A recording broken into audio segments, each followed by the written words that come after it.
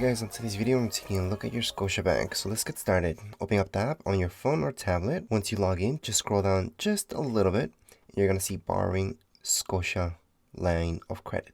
So that's your line of credit. Just tap on it right now. Now on the top left hand side, you're going to see pay and manage. Just tap on the first one, pay, on the top left hand side. And then once you do that, you should see this.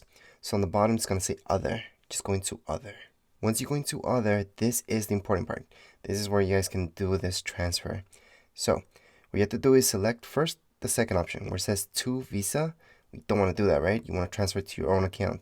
So we're going to tap there. You will see a drop down in the first option should be your bank account. So this is my checking account. So I can go on and tap there.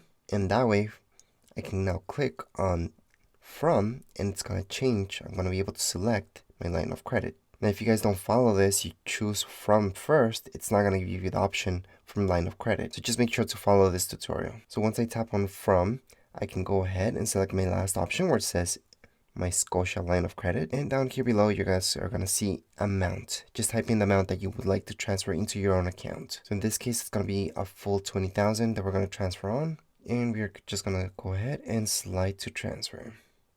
You should see something like so, saying that your transfer has been accepted.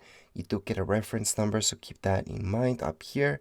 And down below, you should see how much money you have now that you transfer that money over, and you're all done. But anyways, as far as this video goes, we're all done. If you guys have any questions, comments, you guys can write down in the comments area. Don't forget to subscribe and like. Thank you.